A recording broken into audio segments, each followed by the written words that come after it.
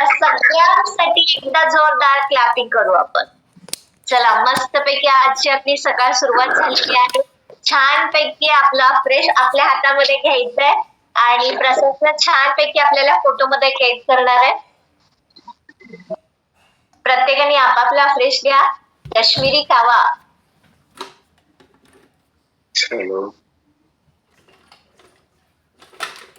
प्रसाद sir Kashmiri कावा.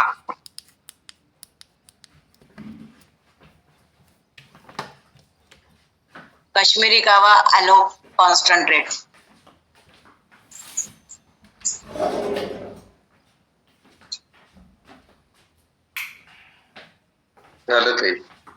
Okay thank you so much. जोरदार clapping करूया प्रसाद सरांसाठी. मस्तपैकी आपला सकाळी सकाळी किती छान किती भारी ना. रोज आपले फोटो काढले जातात सकाळी आपण तयार होऊन बसल्यानंतर. मस्तपैकी आपले फोटो येतात छानपैकी आपण स्टेटसला ठेवू शकतो. आपली सुरुवात खूप छान होत असते, मस्त होत असते.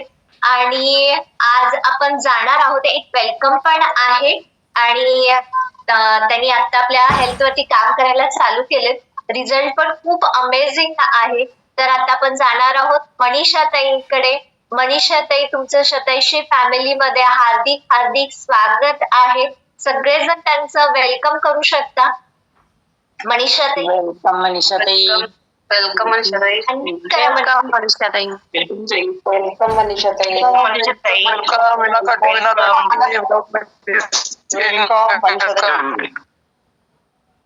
मनीषा ताई अनम्यूट करा. डाव्या साईडला माईकचं चिन्ह आहे तिथं क्लिक कर.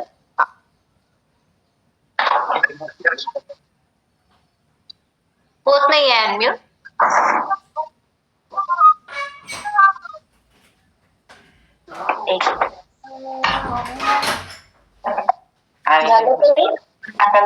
झालं ते. मनीषा कुठून आहात? नमस्कार. नमस्कार ताई. नमस्कार. मी इचलकरंजीहून आहे. मनीषा संजय घाटगे.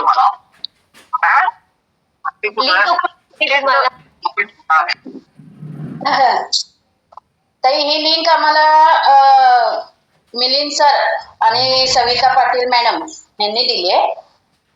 ह्यापूर्वी आम्ही 10 वर्षापूर्वी सुद्धा आम्ही हर्बल लाईफचं आपले शेक घेत होतो. पण एक कालांतराने नंतर आम्हाला त्याचा काही फरक पडेना झाला. मग ते आम्ही बंद केलं. हॅलो ताई, ऐकायला येते? येते ऐकायला येते. बरं आता किती दिवस झाले चालू? आता मी झालं 15 दिवस झाले चालू केलंय. 15 दिवसात कमी झालंय? 15 दिवसात किती किलो वजन कमी झालंय? 5.5 किलो वजन माझं कमी झालंय ते. आणि माझ्या मिस्टरांचा त्यांचा आता 3.5 महिने पूर्ण झाले शतायुषी फॅमिलीत जॉईन होऊन. पण त्यांचा अगदी रिझल्ट इतका छान आलाय की त्यांचं 27 किलो वजन कमी झालंय. 27 किलो कमी झालं त्यांचं. माझ्या पहिल्या मिस्टरांचं कमी झाल्यानंतर त्यांचा रिझल्ट कमी छानपैकी आल्यानंतर मग तुम्ही चालू केलं ना? आणि आमच्या कोच सारखं मागे लागत होत्या, चालू करा हो. पण मी म्हटलं जाऊ दे, पाडव्याचा मुहूर्त बघूया आणि मग करूया. पण हो, ताईने खूप पुश केलं, खूप मागे लागल्या. नाही करा, तुम्ही स्वतःवर काम करा. वेळ कुठे मिळतोय त्यात काय बसतं ते करा. तुम्हाला व्यायाम एक्सरसाइज कसं जमतं तसं करा. असं सांगून शेवटी चालू केलं. पण रिझल्ट खूप छान वाटतात. आणि मला ताईंनी पित्ताच्या गोळ्या पहिल्या चालू करायला लावल्या. आणि खरंच मला पित्ताचा त्रास होता रोज जो सकाळी उठल्यावर किंवा संध्याकाळी 5 वाजता होत होता, तो आता होत नाहीये. हो, पित्त खूप कमी झालं, छान वाटतं. आणि डिटॉक्स करायला मला पहिलं ह्यांचं बघून भीती वाटायची की आपल्याला हे जमेल की नाही. पण मी स्वतःच्या मनाने पहिला डिटॉक्स केला तेव्हा मला जमला. आता काही वाटत नाहीये त्याचं. नाहीये. आणि आता छान वाटतंय सगळं. म्हणजे एनर्जी लेवल वाढली तुमची? हो, एनर्जी वाढली, पित्ताचा त्रास कमी झाला. बाकीचे तर माझे शुगर बीपी असे काही प्रॉब्लेम नाही आहेत. त्यामुळे फक्त मला वेटवरच तेवढंच काम करायचंय. आता पुढच्या वेळेला मॅरेथॉन मध्ये घ्या, म्हणजे मस्तपैकी ग्रेट असा रिझल्ट येईल, छानपैकी हो, result. आत्ताच्या मॅरेथॉनला आहे ताई मी. आताच्या आहे, व्हेरी गुड. म्हणजे हो, आता हो. आरामात 10 किलो वजन किंवा त्याच्यापेक्षाही कमी होईल हो, करायचं टार्गेट आहे. करायचं आहे. हो, ओके. किती छान आनंद वाटत असेल 5 किलो वजन कमी झाल्यानंतर. हो, खूप छान वाटतंय. खूप छान. म्हणजे स्वतःवरती जरासं काम हलकं पण वाटतंय अंग. फ्रेश वाटतं. आणि सगळ्यात मेन म्हणजे हो, काहीतरी हो. लागलो, करायला लागलो, तर पहिला प्रश्न येतो की मला पित्त आहे, मला पित्ताचा त्रास होतो, त्यामुळे आपण हाताने विचार करतो की हे खाल्लं की मला असं होईल, ते खाल्लं की हो, मला मला लिंबू, चिंच, टोमॅटो हे काही खाता येत नाही. अजून तरी मी त्याला हात लावला नाही. अजून तरी हात लावलेला. पुश करत असतात. नाही, तुम्ही हे हळूहळू करा, ते हळूहळू करा, तुम्हाला जमणार आहे, तुम्ही स्वतःकडे लक्ष द्या, सारखं चालू असतंय ताईंचं. निशाताईंच्या चेहऱ्यावरती किती आनंद आहे, किती दिलखुलास मस्तपैकी हसायला लागले, स्माईल आलेली हो. आहे. ही जी स्माईल आली ना, त्यांना जो रिझल्ट आलेला आहे त्याच्यामुळं हे झालेलं आहे. आणि सगळ्यात आणि समोर ताई एक खूप छान ह्यांचा रिझल्ट असल्यामुळे ना, मग मी ते मनावर घेतलं. आणि आता असं वाटतंय की ताई सांगत होत्या अहो त्यांच्या बरोबर चालू करा, तर ते केलं असतं तर माझं पण निदान 20 किलो तरी कमी झालं असतं, असं आता वाटतंय. काही हरकत नाही ताई. आता सुद्धा आपण आपल्यावरती काम केलं की त्यांच्या एवढा आपला पण वेट लॉस होऊ शकतो. हो, हो. हा, हो, हो. आणि फक्त एक आपल्याला सवय असते की आपली जोपर्यंत खात्री पटत नाही, विश्वास बसत नाही हां. की बाबा झालंय ह्याचं, माझं पण होऊ शकतं, जेव्हा आपण डोळ्याला पाहतो ना त्यावेळेला आपला विश्वास हो. बसतो आणि मग आपण करायला तयार होतो. आणि सगळ्यात तयार. महत्त्वाचं आहे की तुम्ही कुठलीही गोष्ट करा, पण ती श्रद्धा आणि विश्वास ठेवून केलात तर त्याचं फळ मिळत हो, हो. असतं. उगीचच मिळत. करायला लागलो तर कधीही मिळत नाही. म्हणून नाही. छान रिझल्ट आहे. तर जोरदार हो. क्लॅपिंग करूया मनीषाताईंसाठी. आणि थँक यू ताई.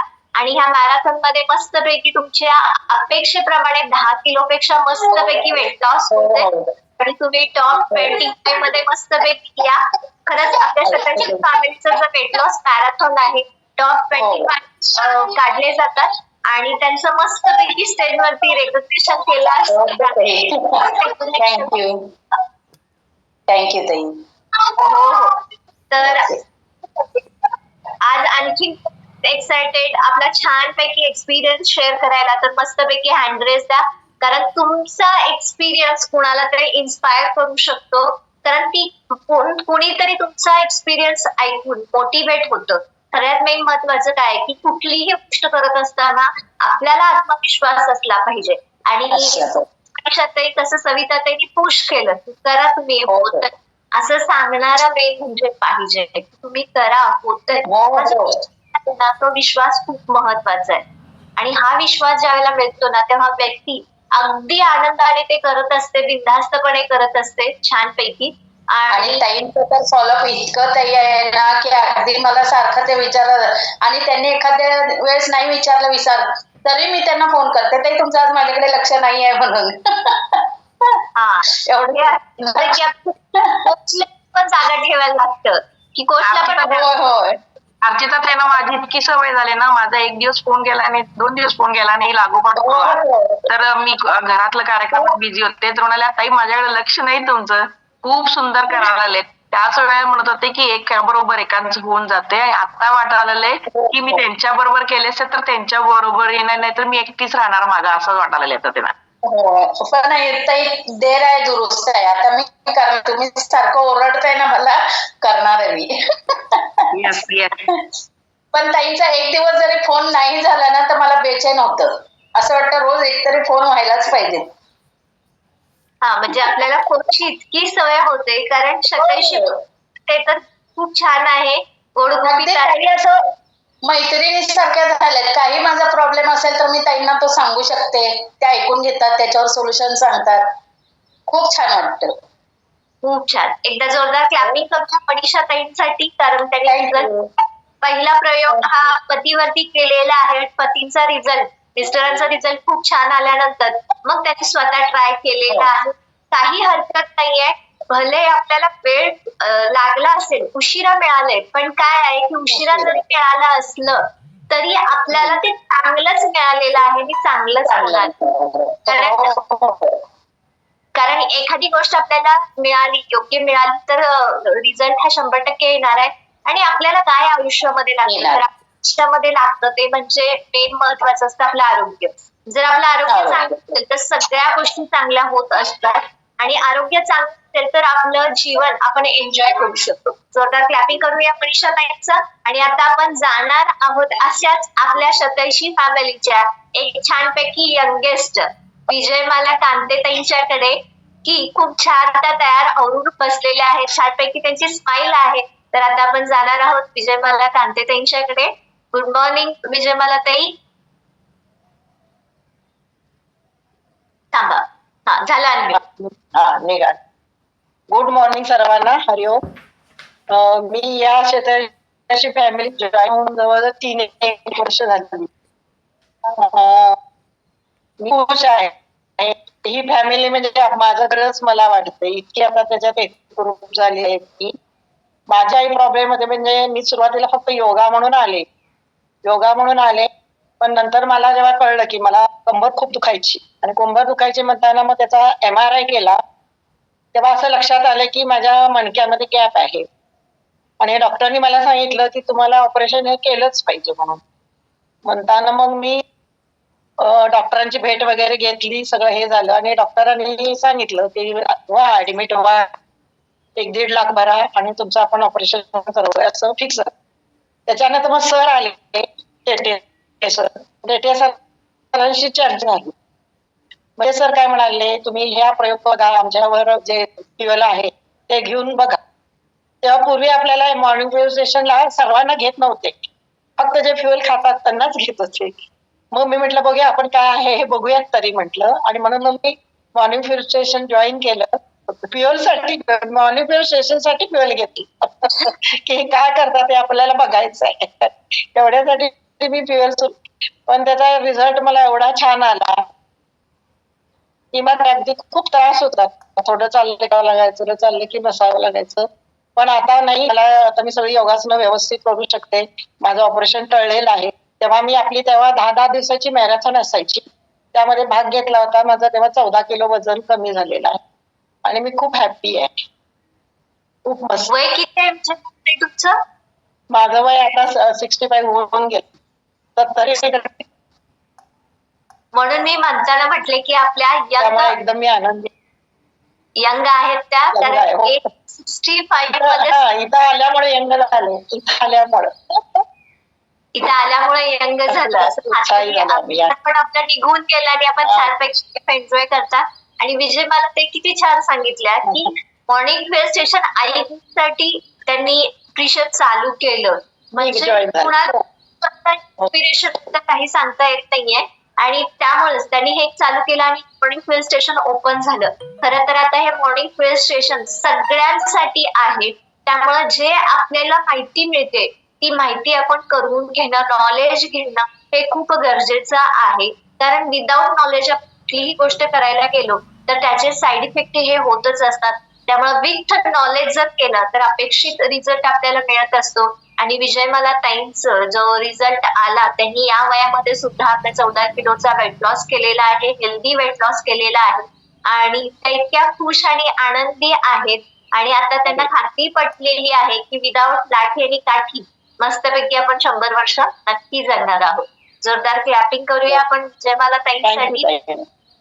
स्वतःवरती त्यांनी काम केलेलं आहे. आणि आता आपण जाणार आहोत अनिता तोरगोळकर ताईंच्याकडे, कारण त्या पण एजेड आहेत, पण इतका सुंदर त्या डान्स करतात, वर्कआउट करतात आणि खूप ऍक्टिव्ह सुद्धा आहेत. कारण कोल्हापूरला जेव्हा शतायुषी फॅमिलीचा मस्तपैकी कार्यक्रम असतो तेव्हा लंच ब्रेक नंतर हे सगळे जे यंग लोक आहेत शतायुषी फॅमिलीचे, अनिता ताई, विजय शेट्टे सर, हे छानपैकी स्टेज वरती असतात आणि मस्त असं धमाल करतात, लाईफ एन्जॉय करतात. म्हणजे तरुणांनी ताजवेल एवढं छान मस्तपैकी त्यांनी लाईफ एन्जॉय करतात. तर अनिता ताईंचा पण ग्रेट रिझल्ट आहे, तर आपण ऐकूया अनिता ताईंचं. कंटिन्यू. नमस्ते, गुड मॉर्निंग सगळ्यांना. मी अनिता तोरगलकर, कोल्हापूर ठाणे. मी कोल्हापूर ठाणे म्हणजे मी ठाण्यात पण असते आणि कोल्हापूरमध्ये पण असते. मागच्याच महिन्यात मी 15 तारखेला कोल्हापूरमध्ये होते, बरोबर ह्या 15ला ठाण्यात, 1 महिन्यात. पण इतकी मी ह्या शतायुषी फॅमिलीला जॉईन होण्याचं कारण मला ही शतायुषी फॅमिली किंवा हे काहीच माहित नव्हतं. आणि 8 मार्च 2200 रोजी मॅडमांची एक व्याख्यानमाला सुरू होती. त्या व्याख्यानमाला मी ऐकल्या, ऑनलाईन होत्या. तर ते सगळे रोज 8 मार्च ते 14 मार्च आणि मी त्या व्याख्यानमाला ऐकताना रोज एक विषय असायचा. एक हृदयरोग, स्थूलता, शुगर, असे वेगवेगळे सगळ्या आरोग्याचे म्हणजे आजारांवर व्याख्यानमाला होती. डॉक्टर सरनी हार्टवर वगैरे बीपी हार्टवर वगैरे सांगितलं होतं, प्रसाद सरनी. सगळे ऐकले आणि मी म्हंटल हे सगळे प्रॉब्लेम आपल्याकडे आहेत आणि आपण ह्यातनं कधीच बरे झालेलं नाहीये. गेली म्हणजे मी 85 पासून 82-85 पासून मी आजारी, म्हणजे सारखी दवाखाना ऍडमिट. मला इतके प्रॉब्लेम्स होते. मला लंग्स मध्ये पाणी साठायचं. आपल्या शरीरातलं जे 70% पाणी असतं ते सगळं लंग्स मध्ये साठून मला धाप लागायची. मी 2 पायऱ्या सुद्धा जिना चढू शकत नव्हते. आज मी हे बोलतेय, हे मला बोलता सुद्धा येत नव्हतं. प्रत्येक शब्दामागं, वाक्यामागं मला श्वास घेतल्याशिवाय बोलता यायचं नाही, अशी माझी एक काही कंडिशन होती. स्लीप डिस्कचा प्रॉब्लेम होता, शुगर, बीपी, थायरॉइडसाठी ती मी जसलोक मुंबई इथपर्यंत ट्रीटमेंट घेतलेली आहे. पण योगायोग सगळ्याला वेळ आल्याशिवाय आपल्याला काही मिळत नाही, मॅडम म्हणतात तसं. मला खूप म्हणजे त्रास झाला. आणि मग ती व्याख्यान मला ऐकल्यानंतर खाली 2 नंबर होते, त्यात एका नंबरला, दोन्ही नंबरला मी मेसेज टाकला मला कॉन्टॅक्ट करण्यासाठी मी कुठे हे करू.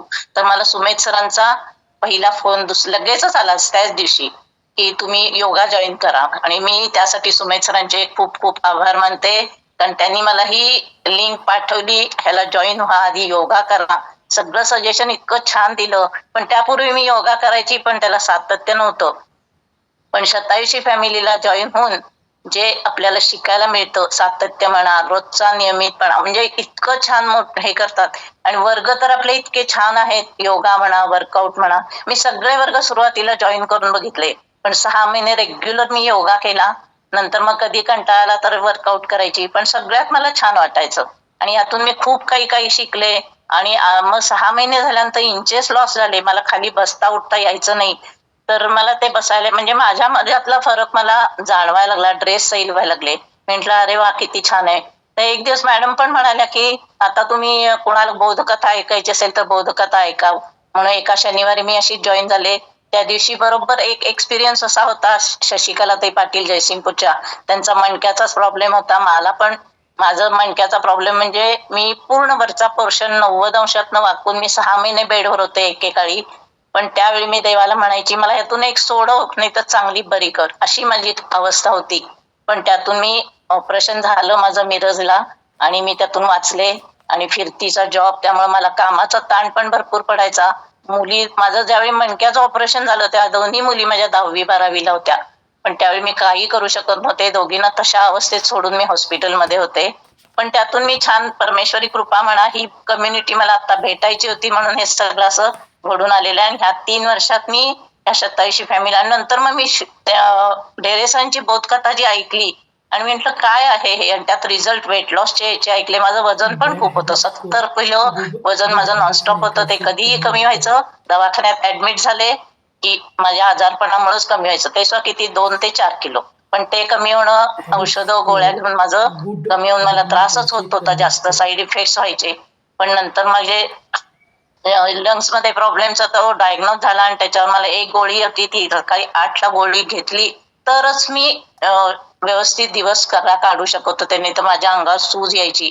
एकदा तर दवाखान्यात ऍडमिट करताना मला ड्रेस सुद्धा माझा निघत नव्हता, इतकं माझं अंग सुजलेलं होतं. धाप तर लागायची, बोलता यायचं नाही, डॉक्टरना काय होतंय सांगता यायचं नाही.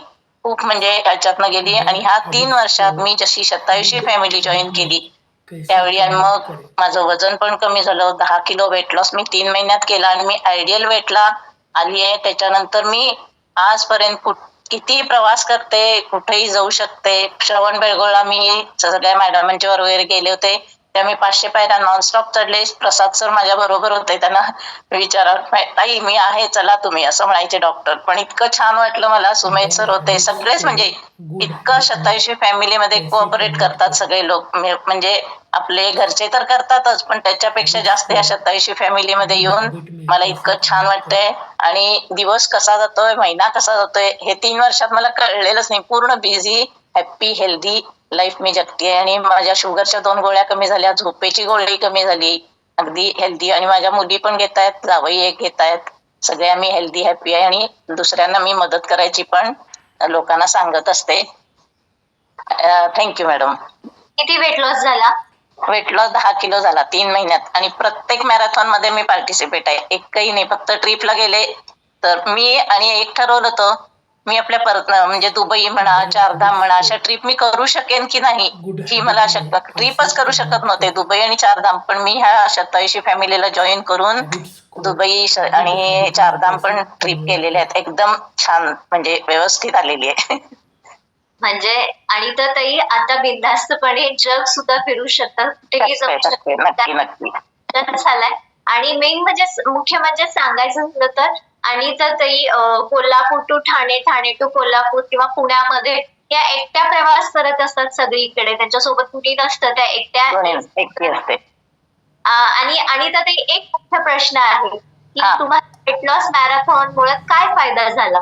मला वेट लॉस मॅरेथॉन मध्ये आपल्याला प्रॉपर काय खायचं आहे, काय खायचं नाही, आणि कधी खायचं आहे, कधी नाही, पाणी किती प्यायचं आहे, हे सगळं प्रॉपर इथं गाईड केलेलं आहे. आणि त्यासाठी मी सुरुवातीला पहिले 3 महिन्यात मी वेट लॉस जो झाला तो सुमेध सरनं इतका त्रास दिलाय. म्हणजे आता मी हे घेऊ का नको, ते घेऊ का नको, सारखी फोन मेसेज करायची. पण कुणीही कंटाळा न करता, कुणीही म्हणजे सुमेध सर तर करतातच, पण बाकीचे इतर मॅडम म्हणा, सविताताई म्हणा, आणि कोणी असतील कोच, सगळे गाईड करतात.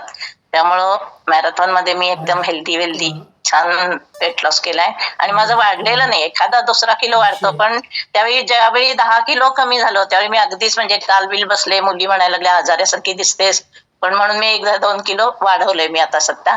पण मी आता पण वाढलं तरी कमी कसं करायचं ते आपलं प्रॉपर इथे गाईड केलं जातं आणि करू शकते. हाच तर मेन वेट लॉस मॅरेथॉनचा फायदा आहे की तिथं तुम्हाला वजन कशाने वाढतं, वजन कसं कमी करायचं. आणि जरी वाढलं तरी या मॅरेथॉनच्या लोकांना टेन्शन नाही, कारण हे दुसऱ्या दिवशी कसं कमी करायचं हे टेक्निक ह्यांना माहित झालेलं असतं, नॉलेज माहित झालेलं असतं. त्यामुळे मॅरेथॉन मध्ये सुद्धा अजून भाग घेऊ शकतात जे घेतलेले नाहीयेत. आणि इथं तुम्हाला प्रॉपर गायडन्स हा दिला जातो. आणि असं नाही की मॅरेथॉनला तुम्हाला हे खाऊ नका, ते खाऊ नका, असं नाहीये. व्यवस्थित सगळं खाऊन पिऊन मस्तपैकी एन्जॉय करत हे वेट लॉस करतात. हेल्दी वेट लॉस केला जातो. आणि जेव्हा हेल्दी वेट लॉस होतो तेव्हा आपल्या स्किन वरती छानपैकी ग्लो येतो, एनर्जी आपली बूस्ट होत असते, एनर्जी वाढत असते. आणि अशा प्रकारे आपल्याला मॅरेथॉन खूप छान मदत करत असते. तर अजून सुद्धा वेळ आहे, कुणाला भाग घ्यायचा असेल तर आपली नावं आपल्या कोचकडे द्यायचे आहेत. आणि ताई तुमचा व्हिडिओ ऑफ आहे नैना, पण हँडरेस दिलेला आहे. पण आता आपण जाणार आहोत वैशाली ताईंच्याकडे, कारण आज शनिवार आहे. आणि आता अनिता ताईंनी सांगितलं की शनिवारी छानपैकी आपली बोधकथा असते. कारण बोधकथा ही फक्त लहान मुलांसाठी नसते, बोधकथा ही मोठ्यांसाठी सुद्धा असते. कारण या छोट्या छोट्या गोष्टीतून, या छोट्या छोट्या कथेतून काहीतरी आपल्याला नवीन शिकायला मिळत असतं. त्यातनं काहीतरी आपण बोध घेतो. बोध म्हणजे काय की काहीतरी आपल्याला संदेश मिळत असतो, म्हणून त्याला बोधकथा म्हटली जाते. आणि ही बोधकथा आपल्या प्रत्येकाला थोडी थोडी का होईना पण उपयोगात पडत असते. आणि गोष्टी ऐकायला कुणाला आवडत नाहीत, लहानांपासून मोठ्यांपर्यंत सगळ्यांनाच गोष्टी ऐकायला आवडतात. पण आत्ताच्या धावपळीच्या युगामध्ये कुणालाच वेळ नाही गोष्टी सांगायला पण आणि गोष्टी ऐकायला पण, कारण तेवढा वेळच नाहीये. पण आपलं मॉर्निंग फ्युएल स्टेशन इतकं सुंदर आहे की आपल्याला छानपैकी दर शनिवारी एक छान बोधकथा ऐकायला मिळते. आणि आता आपण जाणार आहोत वैशाली वैद्यताई, त्या सुद्धा आपल्या 27वी फॅमिलीच्या एक यंगेस्ट पर्सनॅलिटी आहेत, ऍक्टिव्ह आहेत खूप. आणि त्या आज आपल्याला कुठली बोधकथा सांगणार आहेत, त्या कथेतून आपल्याला छानपैकी कोणता बोध मिळणार आहे आपण बघूया. आपण जाऊया वैशाली ताईंच्याकडे, एकदा जोरदार क्लॅपिंग करूया आपण वैशाली ताईंसाठी, कारण त्या छानपैकी आपल्याला बोधकथा सांगणार आहेत. वैशाली ताई काय? हो, नमस्कार.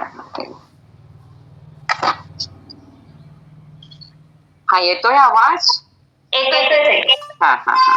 आपको भी हमारे वैशाली ताई unmute करा. फिट होना है तो आज ही हमें संपर्क करें.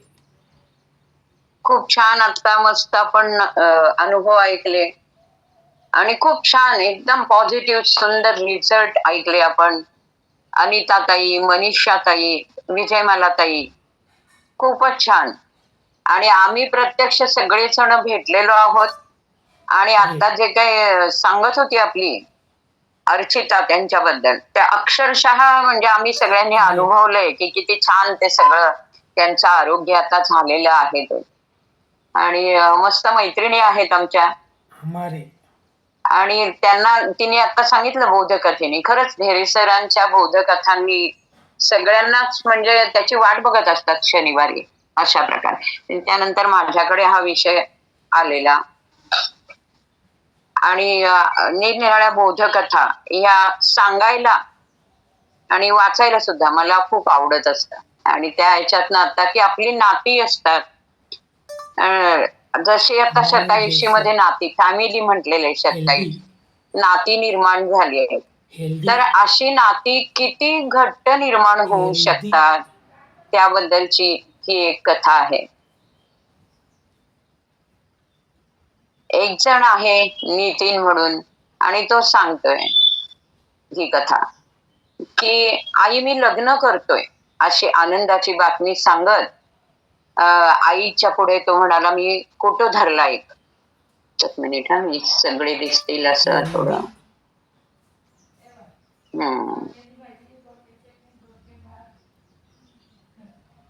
तर त्यांनी हे केलं की मी तो फोटो धरला आईच्या समोर. आणि ते ऐकून आईला आनंद वाटायच्या ऐवजी वेगळं तिच्या चेहऱ्यावर एक वेगळीच चिंतेची छटा उमटली. काय झालं आई, तुला मुलगी आवडली नाही का? फोटोकडे तसं तिने पाहिलंच नव्हतं, ती काहीच बोलत नव्हती. तर तेवढ्यामध्ये दरवाजावरची बेल वाजली आणि म्हणून मी दरवाजा उघडला तर बाहेर प्रसाद उभा होता. तो आईला भेटायला आला होता. डोळ्यात पाणी तरळलेलं पुसत पुसत आई किचन मध्ये गेली. तिच्या डोळ्यातलं पाणी पाहून मी गलबललो. आज तब्बल 6 वर्षांनी आईच्या डोळ्यात पाणी पाहत होतो. प्रसादशी बोलत असताना माझं लक्ष त्या बोलण्यात नव्हतंच मुळी. तो त्या रात्री आमच्याकडे राहणार होता, त्यामुळे मला तसं आईशी काहीच बोलता आलं नव्हतं. तिचा काळवंडलेला चेहरा मला अस्वस्थ करत होता. रात्री मला झोपच येत नव्हती. विचारांनी डोक्यात नुसतं कापूर माजलेलं होतं. आईचा मूड असा का बदलला? खरं तर तिचं लग्नासाठी मातीच लागली होती माझ्या मागे आणि लग्न कर म्हणून. मला काही कळतच नव्हतं. आज फोटोकडे तिने पाहिलं पण नाही मी दाखवलेल्या. मन भूतकाळात जायला लागलं होतं. तो दिवस मला चांगला आठवतो. संध्याकाळची वेळ होती. माझ्या रूमवर लवकर पोहोचता यावं म्हणून बसची वाट न बघता सरळ रिक्षा करून जाऊया असं मी ठरवलं. त्या दिवशी संकेतचा वाढदिवस होता. 5 मिनिटं झाली तरी रिक्षा काही मिळत नव्हती. तेवढ्यामध्ये पावसाची पण रिपरिप चालू झाली. माझ्याकडे छत्री होती, पण बस स्टॉपच्या तरी सुद्धा आडोशाला जाऊन मी उभा राहिलो. बस स्टॉप जवळ अंधार होता. माझं सहज लक्ष गेलं एका कोपऱ्यात तिथे कोणीतरी कणत होता असा आवाज येत होता. मी जवळ जाऊन पाहिलं तर एक बाई तिथे शरीराचं मुटकुळ करून अगदी बसली होती त्या पावसापासून वाचायला. पण पावसाचं पाणी अंगावर पडतच होतं. तिच्यामध्ये उठायचं मुळी त्राणच नव्हतं. मी तिला विचारलं, अहो बाई कोण आपण, इथं काय करताय? पण ती काहीच बोलली नाही. आणि मध्येच खोकण्याची उबळ यायची, कण्ह व्हायचं, त्याच्याशिवाय काहीच तिची हालचाल नव्हती. इतक्यात माझी बस आली. त्या बाईंना तिथे असं सोडून जाणं मला प्रशस्त वाटत नव्हतं, पण लगेच तो विचार झटकला ना, आपण कशाला त्या फंदात पडा असा विचार करून मी सुटणारी बस धावत धावत जाऊन पकडली. सीटवर बसलो, पण काही केल्या बस स्टॉपवरचं ते दृश्य ते डोळ्यांसमोरून जातच नव्हतं. बस काही अंतरावरून पुढे गेली असेल अंतर, आणि मी आता एका बस स्टॉपवर बसमधून खाली उतरलो. प्रसादला फोन लावला आणि धावतच बस स्टॉप कडे निघालो. तिथे पोहोचलो तेव्हा त्या बाई अगदी एका बाजूने इतक्या पूर्ण भिजल्या होत्या. पाऊस ओसरला होता. थोड्या वेळात प्रसादही तिथे पोहोचला. दोघांनी मिळून त्यांना रिक्षात घातलं, हॉस्पिटलमध्ये नेलं. प्रसाद आणि मी हॉस्पिटलमध्ये असतानाच रूमवरून कॉल येत होते, कारण आज संकेतचा वाढदिवस होता आणि त्यासाठी सगळेजण आमची वाट बघत थांबतोय. आम्ही 5 जण तिथे त्या चाळीतल्या एका खोलीमध्ये एकत्र राहत होतो. मग प्रसादला पुढे व्हायला सांगितलं मी, आणि मी मात्र हॉस्पिटलमध्येच थांबलो. ते हॉस्पिटल जे होते इस्पितळ, ते असं सरकारी होतं, पण तिथे चांगले उपचार होतात असं ऐकलेलं होतं. तर त्या नर्स म्हणाल्या की या पेशंट सोबत तुम्ही आहात ना? हो. तुमच्या आई आहेत ना या? मग हॉस्पिटलमध्ये आणायला इतका वेळ का केला? एका नर्सनी मला विचारलं. त्या उशीर झाला खरा आहे, पण उपचारामध्ये तुम्ही काही कमतरता ठेवू नका बरं का. काही लागलं तर मला नक्कीच सांगा, असं बोलून मी सगळी सत्य कहाणी त्यांना सांगितली की माझ्या घरातलं हे कोणी माझी आई नाहीये, पण असं असं मी पाहिलं आणि मी त्यांना घेऊन आलोय. बरं ठीक आहे म्हणे. मग त्यांना जरा ती सत्यस्थिती कळल्यावर ती नर्स म्हणाली की काही काळजी करू नका, आम्ही यांची नीट काळजी घेऊ, आपण घरी गेलात तरी चालेल. मग तो म्हणाला खरंच ना, नक्की जाऊ? त्या म्हणाल्या हो, निश्चिंत राहा, अगदी तुम्ही, काही प्रॉब्लेम नाही. तिच्या त्या आश्वासक शब्दांनी मला बरं वाटलं. ती ना, म्हणजे त्यांनाही वाटलं असेल की मी केलेलं काम आहे, कारण मी सगळं सांगितलं होतं त्यांना, आणि त्यात त्यांनाही खारीचा वाटा उचलायचा असेल म्हणून त्या इतक्या आश्वासक स्वरात बोलल्या की जा, तुम्ही घरी जाऊ शकता, निश्चिंत मनाने जा. मी आलो घरी आणि सगळी परिस्थिती सांगितली. सगळे हळहळले आमच्या 5 जणांमध्ये. संकेत काही न बोलता आत निघून गेला. त्याचा वाढदिवस होता ना. 4 दिवसामध्ये त्या बाई किरकोळ खोकला वगळता अगदी छान ठणठणीत बऱ्या झाल्या, पण काहीच बोलत नव्हत्या. मी त्यांना खूप बोलतं करायचा प्रयत्न केला, पण त्यांना काही विचारलं की फक्त डोळ्यात पाणी यायचं त्यांच्या. शेवटी मी त्यांना आमच्या रूमवर आणायचं ठरवलं दवाखान्यातून. त्या कुठून आल्या, का आल्या, आम्हाला काहीच माहित नसून सुद्धा मी आणि प्रसादने त्यांना आमच्या रूमवर घेऊन आलो. आम्ही 5 जण एका चाळीच्या खोलीत राहायचो. त्यातला संकेत जर सोडला तर आम्ही सगळे एकमेकांना समजून घ्यायचो. आम्ही पोहोचलो तेव्हा संकेत होताच रूमवर. आमच्यासोबत या बाईंना बघून त्याने एक नाराजीचा कटाक्ष टाकला आणि तो बाहेर जायला लागला. संकेत थांब, तुम्हा सगळ्यांशी मला काही बोलायचंय. त्या बाईंना एका खुर्चीवर बसवत मी म्हणालो. संकेत थांबला. मी बोलायला सुरुवात केली. हे बघा मित्रांनो, या बाईंच्या बद्दल मी अगोदरच तुम्हाला बोललोय, त्यापेक्षा बद्दलची काहीच माहिती मला सुद्धा अजून नाहीये. पण माझं आणि प्रसादचं मत आहे की या बाईंना आपल्या बरोबर राहू द्यायचंय. मला अजिबात हे मान्य नाहीये. संकेत तडतडला. एकतर या कोण कुठल्या आपल्याला काही माहित नाही ना, आपल्यालाच मुळी ही जागा पुरत नाही वगैरे. अरे संकेत, मी परवानगी विचारत नाहीये, तुम्हाला सांगतोय माझा आणि प्रसादचा निर्णय झालेला आहे. आपल्याला सगळ्यांना थोडं थोडं ऍडजस्ट करावं लागेल. मग संकेत सोडून सगळ्यांनी होकारार्थी मान हलवली. कारण संकेत सोडला ना तर आम्ही सगळेजण अनाथ होतो. त्याचे आई बाबा गावी असायचे, त्यामुळे त्याच्याशिवाय आमच्या सगळ्यांना अनाथ पण काय असतं याची पूर्ण कल्पना होती. त्या बाईंची माहिती समजेपर्यंत त्या पण आमच्यासाठी अनाथच होत्या. आमच्या रूम मध्ये एक दिवाण होता, तर त्यावर त्यांना झोपायला दिलं. मी स्वतः किचन मध्ये झोपलो, बाकी आपल्या आपल्या जागेवर झोपले. आणि तिथपासून आम्ही आळीपाळीने प्रत्येक जण रोज एक जण किचन मध्ये झोपायला लागलो ऍडजस्ट करून. सुरुवातीचे दिवस त्यांना जो खोकला यायचा, उबळ यायची, त्यामुळे आम्हाला झोप मिळत नव्हती. अशातच संकेतनी आपली सोय दुसऱ्या ठिकाणी केली, कारण त्याला हे पटतच नव्हतं काही. काही दिवसांनी त्या बाई अगदी पूर्ण बऱ्या झाल्या. सगळ्यात पहिलं त्यांनी सगळं घर नीट आवरलं, लावलं. किचनचा ताबा घेतला आपल्या जवळ आणि घराला घर पण आलं. किचन मधलं सामान जागच्या जागी राहायला लागलं. आम्ही नको नको म्हणत असताना सुद्धा घरातली सगळी कामं त्या करायला लागल्या आणि काही दिवसातच त्या आमच्या सगळ्यांमध्ये रुळून गेल्या. एक दिवस मी त्यांच्याबद्दल विचारण्याचा प्रयत्न केला, पण तोही असफलच ठरला. त्यांच्या डोळ्यातलं पाणी पाहून मी पण जास्त आग्रह नाही केला. तिथून पुढे मी काही तो विषय कधी काढला नाही. त्यांचा सहवास आम्हाला खूप हवाहवासा वाटायला लागला. त्याही आमच्यावर आईसारखी माया, आईची माया करायला लागल्या आणि आम्ही त्यांना आईच म्हणायला लागलो. आमच्या सोबत नाटक सिनेमाला घेऊन जायला लागलो. आमची सगळी सुख दुःख त्यांच्याबरोबर शेअर करायला लागलो. देवाने आम्हाला काही दिवसातच सनात करून टाकलं होतं अनाथांचं. दिवसामागून दिवस जात होते. एकदा माझ्या आजारपणाची एखादी आई सुद्धा लढली नसती, म्हणजे सख्खी आई असती आणि ती सुद्धा लढली नसती. असं लढून त्यांनी मला मृत्यूच्या दारातनं आणलं होतं, बाहेर काढलं होतं. 6 वर्षामध्ये अशा बऱ्याच गोष्टी होत्या की त्यामध्ये त्यांनी आम्हाला अशी मदत केली होती. त्याच दरम्यान संतोष, राकेश, प्रसाद यांची लग्न पण झाली. आता फक्त मी आणि आईच घरी राहिलो. मी आईला कायम माझ्यासोबतच ठेवायचं असं ठरवूनच टाकलेलं होतं.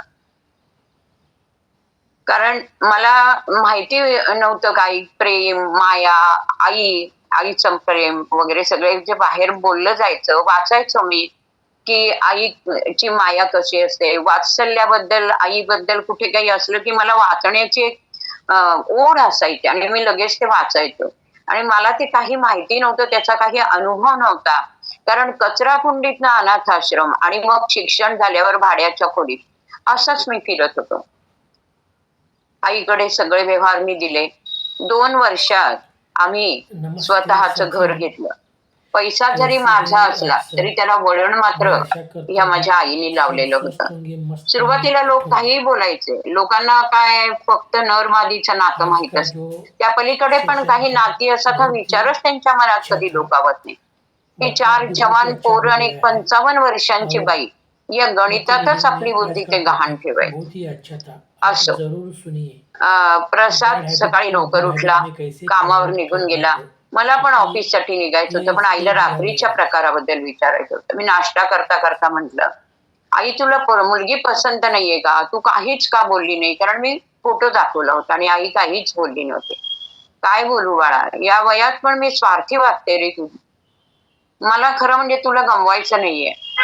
म्हणजे मी तर काही समजलो नाही. अरे मला तुझ्या लग्नाची खूप भीती वाटते. काय बोलतेस तू? अगं तूच तर लग्नासाठी मागे लागली होती ना. तू म्हणत असशील तर लग्न सुद्धा करणार नाही मी. अरे असं बोलू नको रे बाळा. मी इथे यायच्या आधी ना खरं सांगते तुला, खूप सुखात होते. तुला कधी हे बोलले नाही पण आज सांगते. मी, माझे पती, सागर असा आमच्या तिघांचा संसार अगदी सुखात चाललेला होता. पण नियतीला काही ते पाहवलं नाही ना. एक दिवशी हृदयविकाराचा तीव्र झटका आला आणि सागरचे बाबा आम्हाला कायमच सोडून गेले. आणि वडिलांच्या त्या धाकामध्ये असलेला सागर मोकळा झाला. वडिलांचा धाक होता त्याला, म्हणून तो राहत होता गेलो. तो मनाला येईल तसं वागायला लागला. आता वडील गेल्यावर तर घराबाहेर राहणं खूप वाढायला लागलं. मी घरातच कुढायला लागले. अशातच माझा दम्याचा हा आजार खूप वाढत चालला होता. सागरला सांगून सुद्धा तो कानाडोळाच करायचा. एक दिवशी आपल्या लग्नाचा विषय त्यांनी स्वतःहून माझ्याकडे काढला. मी खुश झाले. आपल्या कुटुंबात अजून एक मेंबर वाढणार. सुनेमुळे तरी हा घरामध्ये राहील. त्याचं लग्न झालं. नव्याची नवलई संपली. सागर तर माझा मान राखत नव्हता, पण सून सुद्धा त्याच्या पावलावर पाऊल ठेवून चालायला लागली, वागायला लागली. ते दोघंही माझ्या साधेपणाचा फायदा घ्यायला लागले. वरचेवर घालून पाडून बोलायला लागले. औषधोपचार करायचा नाही किंवा तो म्हणजे त्यासाठी ते कानाडोळाच करायचे त्या गोष्टीकडे. माझा दम्याचा आजार बळावला. त्यामुळे नवऱ्याने मला इतकं पंगू करून ठेवलं होतं ना की घर घर आणि घर याच्याशिवाय मला काही माहित नव्हतं. मी साधी आहे, कोणीतरी मला फसवेल या भीतीने ते मला एकटे कुठेच पाठवायचे नाही.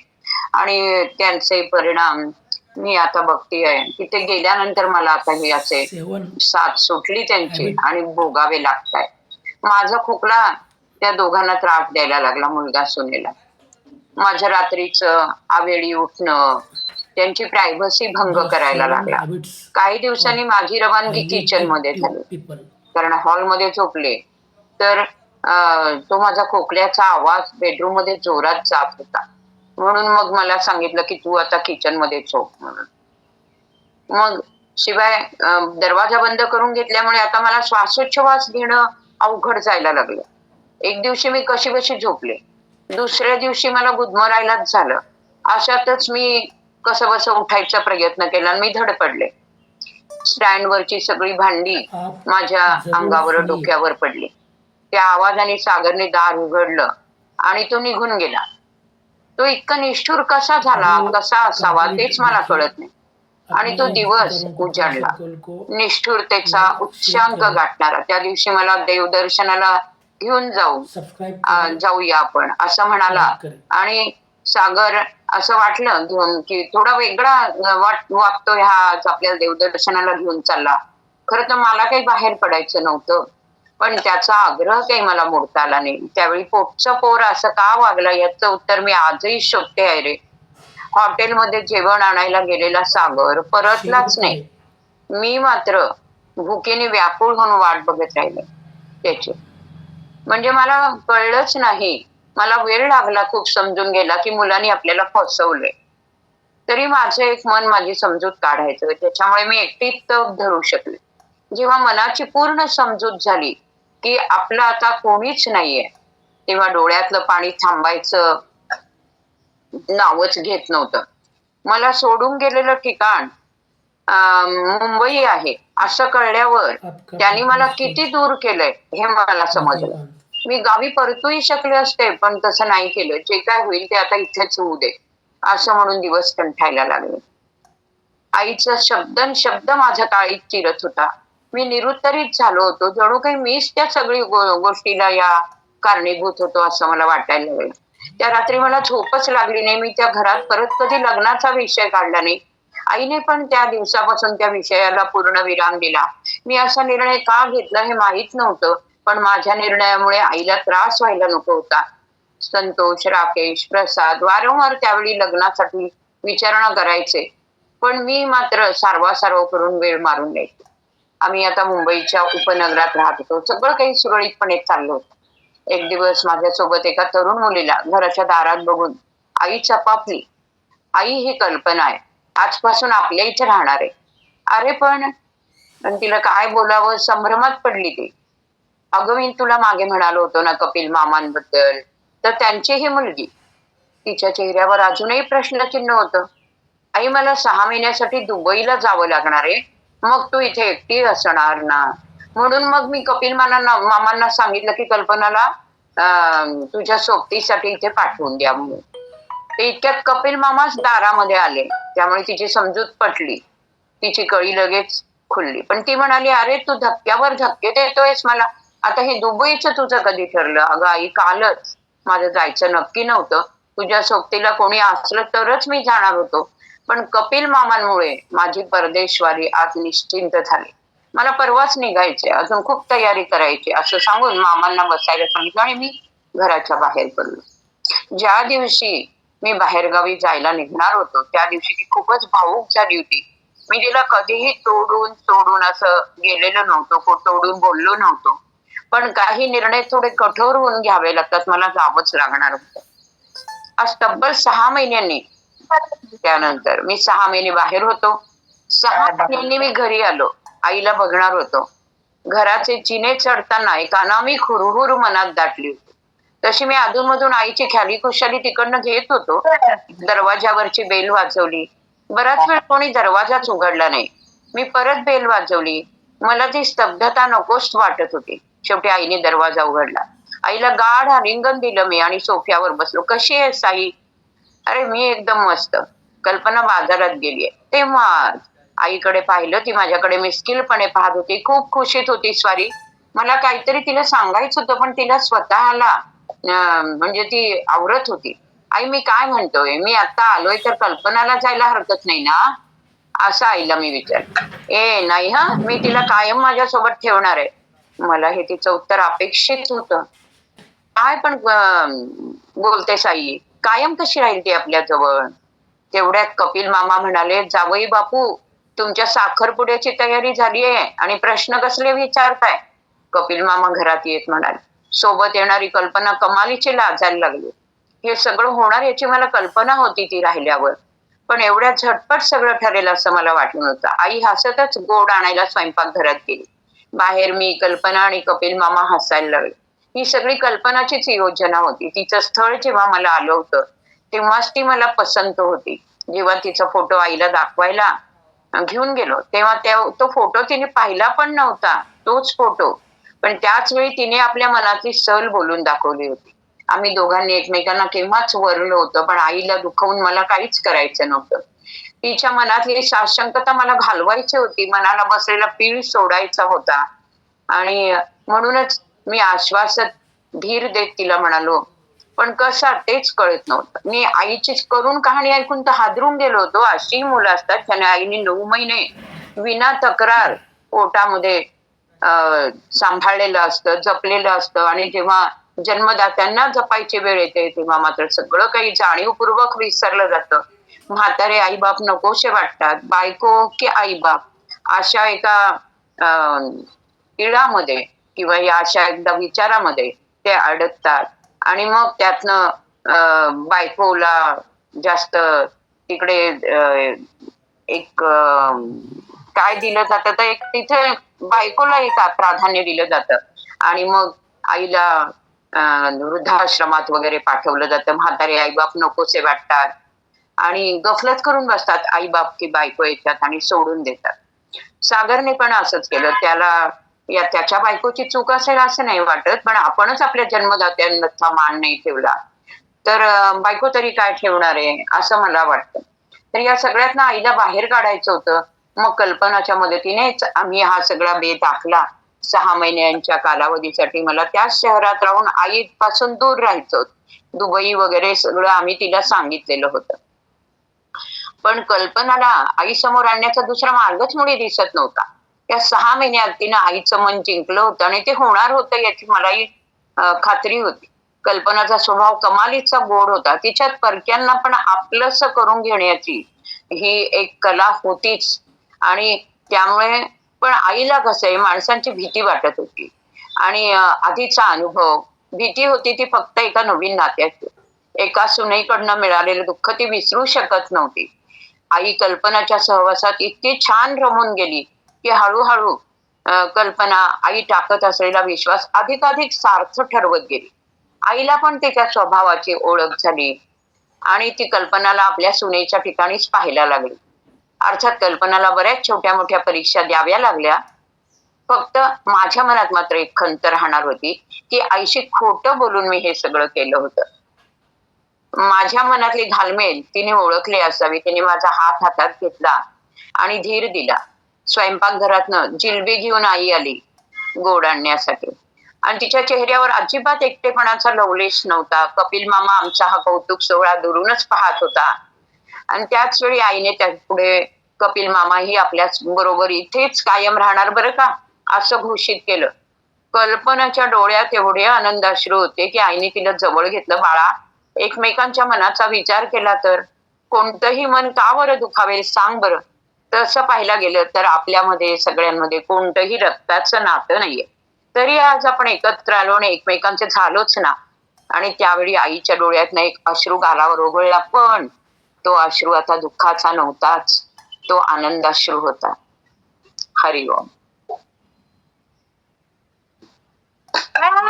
जोरदार क्लॅपिंग करूया आपण वैशाली ताईंसाठी. खूप भावनिक अशी कथा होती, इमोशनल होती गोष्ट. कारण नकळतपणे नात्यांचा जो ओलावा असतो, तो ओलावा प्रेम, आपुलकी, विश्वास या सगळ्या गोष्टींवरती प्रेमाचं अवलंबून असतं. आणि खरंच रक्ताची नाती, रक्त जुळण्यापेक्षा मन जुळणं खूप गरजेचं असतं. कारण मन जुळली तर ती नातं अखंड राहतं, टिकून राहतं. आणि हा नात्यांमधला ओलावा खूप महत्वाचा असतो. आणि खरंच खूप छान वैशाली ताईंनी मस्त कथा सांगितली. खरंच धन्यवाद. एकदा जोरदार क्लॅपिंग करूया वैशाली ताईंसाठी. कारण हे प्रत्येकाच्या आयुष्यामध्ये नात्यांमध्ये बरचढ ही होत असते.